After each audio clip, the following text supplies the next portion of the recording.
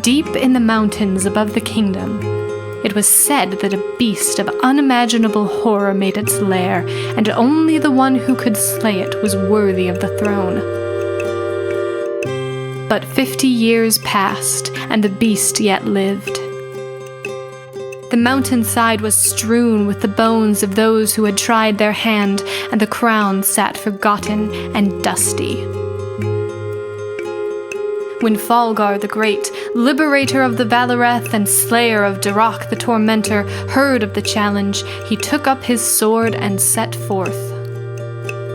The battle was long and fierce, but eventually the beast succumbed and its head was cut from its body with Falgar's mighty sword, Eladeth, bringer of doom. Then Falgar passed back through the mountains, coming to the high city of the kingdom and entering the great hall, cast down the severed head, crying, "Hail and take heed, for the beast has been slain, and from the shedding of its blood a king has arisen."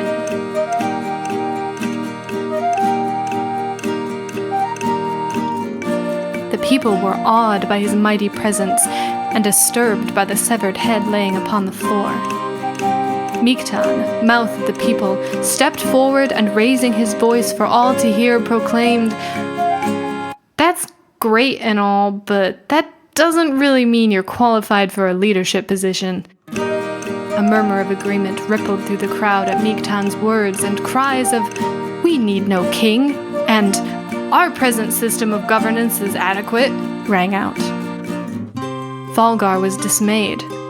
"I have slain the beast as legend foretold, with my sword and my hand." And Miktan, trusted and wise, spoke again for the people.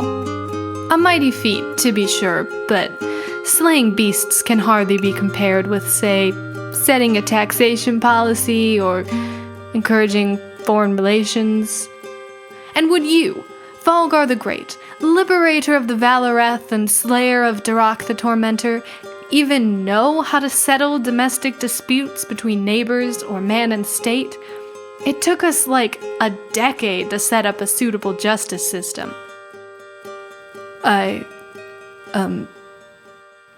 No.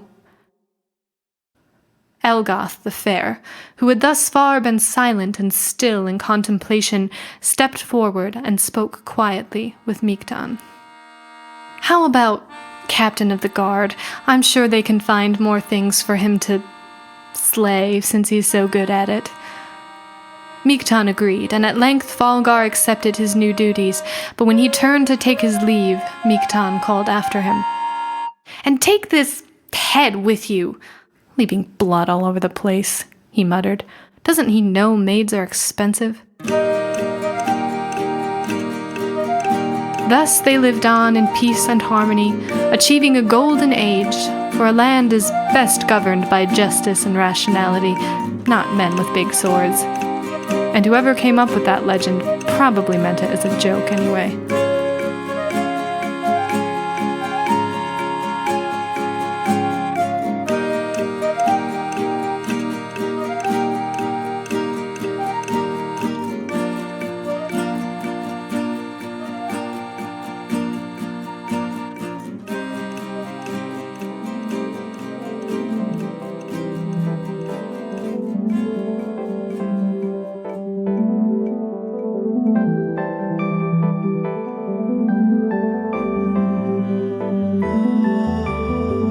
Today's episode of Tiny Tales was written and narrated by R.E. Rule.